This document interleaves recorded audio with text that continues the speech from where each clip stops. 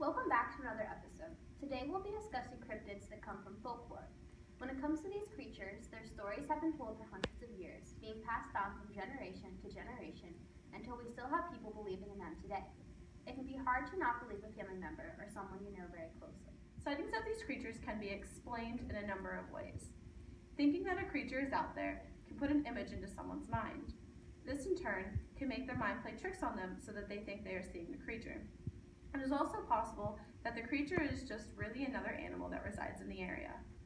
We've interviewed some people who have been told stories of cryptids. Some believe in them, and others are able to find a logical explanation for the stories they have heard. I'm here today with Mr.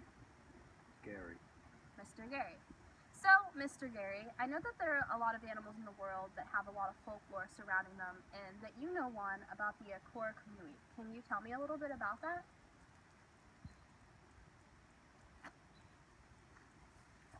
I've seen them out there, out in the deep blue sea. I'm a fisherman, you see, so we go around those parts a lot. We search for far and wide for the great Moby Dick, they called it. Oh, this thing is huge. Bigger than Moby Dick, I say. Oh, there's legends about it, I say. They call him the Folklore Cryptids, but we just call him the Thing. It's got tentacles. It's got suction cup tentacles. It's got big eyes.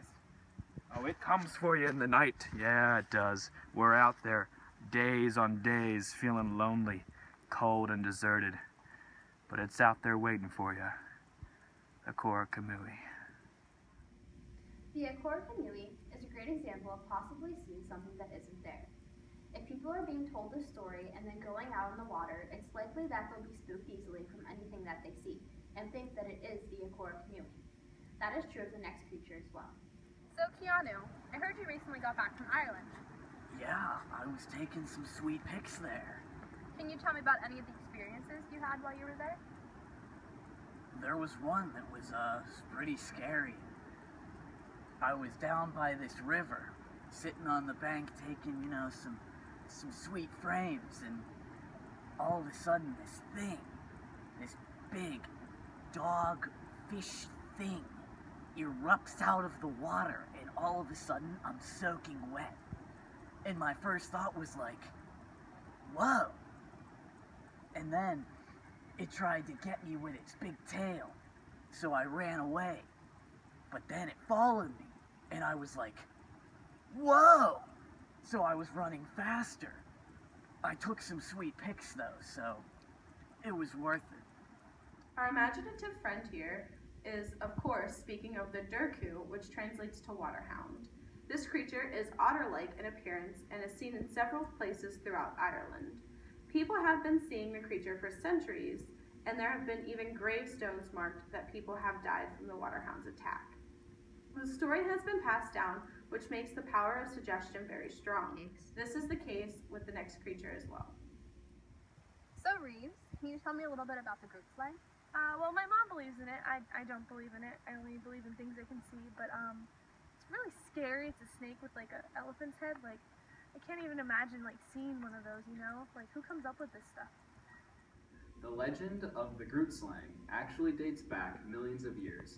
In South African folklore, the creature was destroyed when the earth was created, but some survived and delved into the caves. The thing about Africa is, some pretty big snakes live there, and sightings of this creature could possibly stem from sightings of giant pythons, which can also be true of the next cryptid in question. So we're here today with Jim Jam. Jim Jam, what's your favorite story you have from traveling? Well, about a year ago, I went to South America and I stayed in this little hotel. And right next to the little hotel was an elderly couple. Well, one day I was walking out and I smelled a really nasty smell that was like rotting meat. And I asked the elderly woman why it was there. And then she explained the story of the Mapinguari to me. And apparently it's an 8-foot tall bear mixed with an ape who has a bulletproof stomach and a second mouth. I think it's just a bear, but she believes it's been around for centuries. There are many other creatures that stem from folklore. One of these is the Algoi Korkoi. This Mongolian death form resides in the Gobi Desert and only emerges during the summer. People who have claimed to have seen it say that it spits acid from its mouth and that it secretes a venom that will kill anyone on contact. There's also the shuck that is said to have attacked a church in 1577.